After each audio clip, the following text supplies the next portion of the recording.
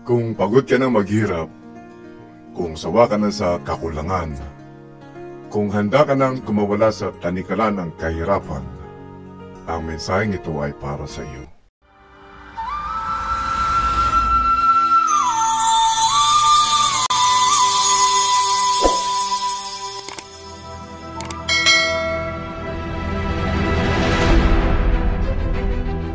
Ito ay hindi lang isang karaniwang aral tungkol sa pera. Ito ay isang mahalagang gabay, isang agarang panawagan upang baguhin ang iyong pananaw, upang i-tune in sa mga prinsipyo ng Diyos at buksan ang pinto ng natural pero pambihirang kasaganaan na matagal nang nakalaan para sa iyo. Hayaan mong itanong ko ito. Nagpapagal ka ba o nagpapakapagod ka ba ng husto ngunit tila walang resulta? Matapat ka bang nananalangin pero hindi lumalaki ang laman ng iyong bank account? Nagbibigay ka ba ngunit nagtatanong ka kung bakit wala pa ring himala? Hindi ka nag-iisa. Maraming anak ng Diyos ang patuloy na namumuhay sa kakulangan, hindi dahil pinagkaitan sila ng pagpapala, kung hindi dahil hindi pa nila natututunan ang banal na sistema ng yaman. Tama ang narinig mo, banal na sistema ng yaman. Ang kayamanan ay hindi swerte. Ang kayamanan ay hindi mahika. Ang kayamanan ay isang sistema at ibinigay na sa atin ng Diyos ang susi upang ito ay buksan. Uulitin ko. Ang kayamanan ay hindi swerte, hindi mahika, kundi isang sistema na kailangang matutunan upang mabuksan ang mga pintuan ng kayamanan. Ang problema, maraming tao ang naghihintay ng himalang pinansyal. Yung mahuhulog na lang ang biyaya. Yung tipong mapupulot mo lang sa labas ang pera. Gusto kong sabihin na kapatid, ang ganyang mentalidad ay taliwas sa pagtuturo ng Diyos. Sa katunayan, ang sistema ay matagal nang naibigay pero hindi natin ito natuklasan. Ganito ang sabi ng Diyos tungkol sa sistemang ito. Ang sabi niya sa Hosea 4:6, ang aking bayan ay nasisira dahil sa kakulangan ng kaalaman. So dito, sa talatang ito may nasisira dahil sa kakulangan sa kaalaman. Ikaw ba ay may sapat na kaalaman upang paunlarin ang iyong sarili? Kasi kung meron na, hindi ka dapat naghihirap. Hindi ka dapat nagkukulang financially o hindi ka dapat bigo sa buhay mo ngayon. Maraming mananampalataya ang hindi umuunlad. Marami sa mga chosen ones ang hindi umuunlad. Hindi dahil kulang sila sa pananampalataya. Meron silang pananampalataya. Pero ang pananampalatayang ito ay ginagamit nila na parang magic. Yung kusang dadating ang mga pagpapala. Ganito ang gusto niyong pananampalataya. Yung kusang dadating ang kayamanan. Pero hindi ito kusang dadating. At hindi din dadating dahil kulang ka sa karunungan. Kung handa ka na upang magtagumpay, kung handa ka na matutunan ang sistema ng Diyos tungkol sa kayamanan, i-type mo sa comments, tinatanggap ko ang aking pinansyal na pagbabago ngayon. Sa mensaheng ito, ipapaliwanag ko sa iyo, hakbang-hakbang kung paano lumipat mula sa kakulangan patungo sa kasaganaan. Ituturo ko ang mga prinsipyo ng kayamanan ayon sa Biblia, mga praktikal na hakbang at tunay na aplikasyon upang hindi ka lang yumaman kundi manatiling masagana magpakailanman. Ngunit tandaan, ang sistema ng kayamanan ay hindi literal na perang nasa iyong bulsa, kundi sa kaisipang nasa iyong utak. Tama ka, ang sistemang ito ay mindset. Dito nag-uumpisa ang pagdami ng pera sa iyong bulsa. Dito nabubuksan ang mga pintuan ng trabaho, negosyo at iba pang source ng income o pera. Tama ang narinig mo. Mag-uumpisa ka pa lang na buksan ang mga pintuan. Pero, kailangan mong matutunan muna ang sistema.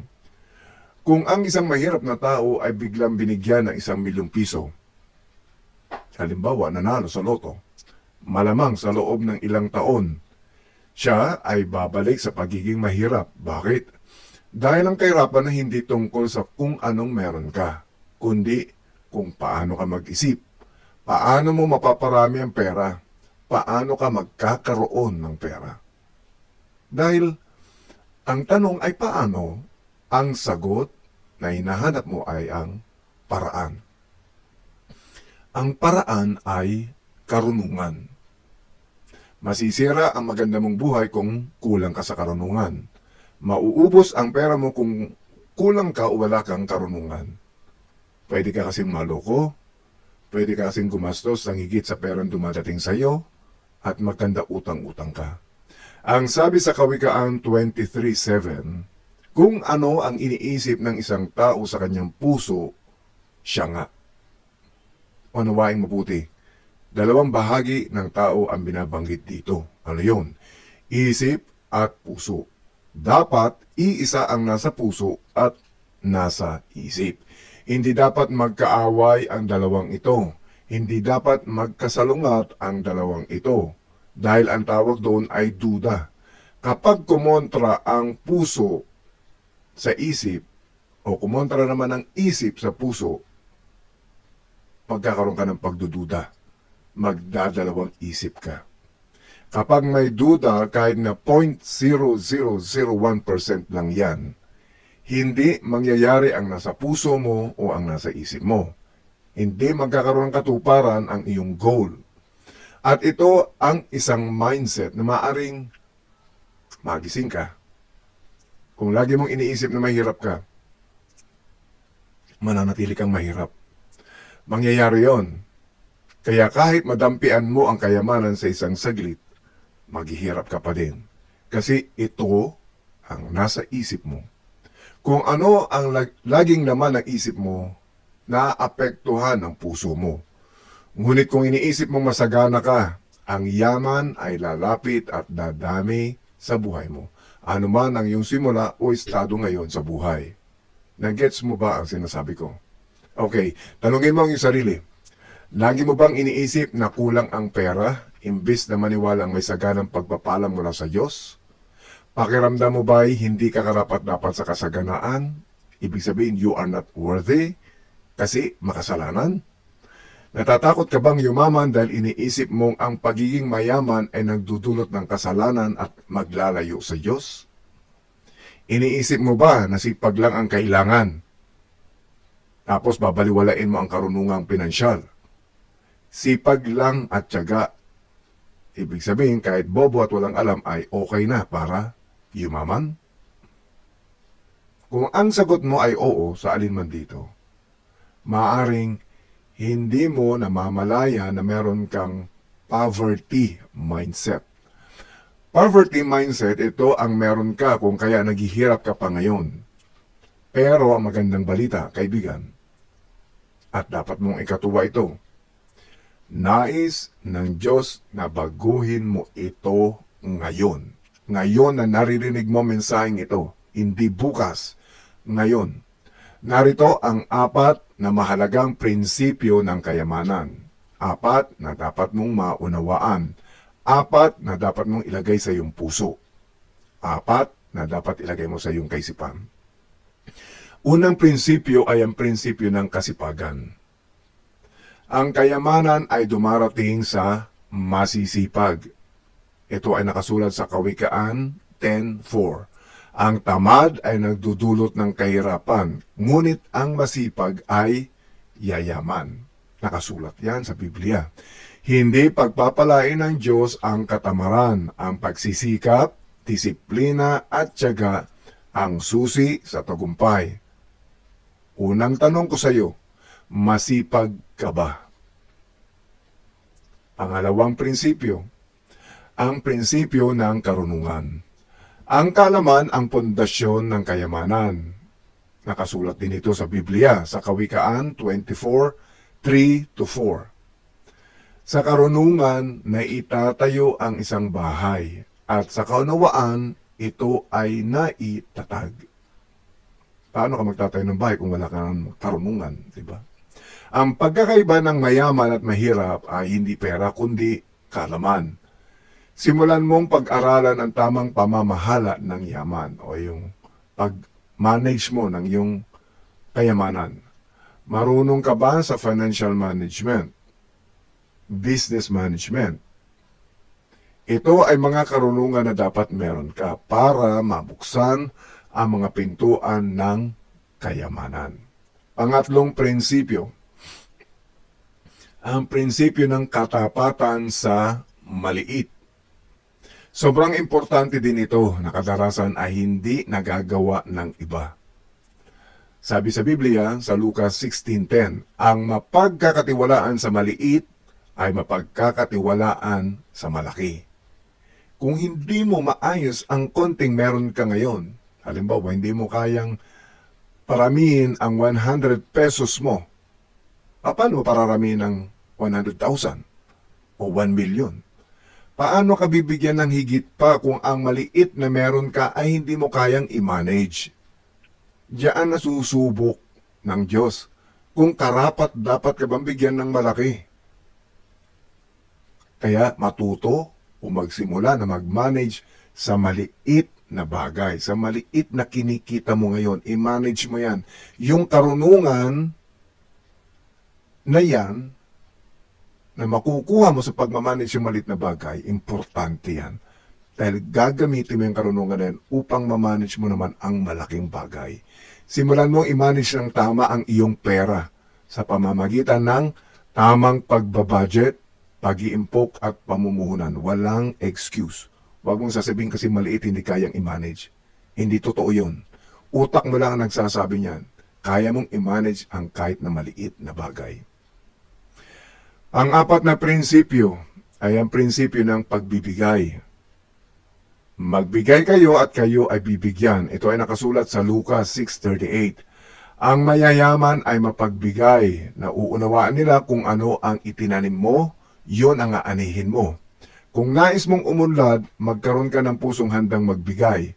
Hindi lang ng pera, kundi pati ng oras, talento at kaalaman.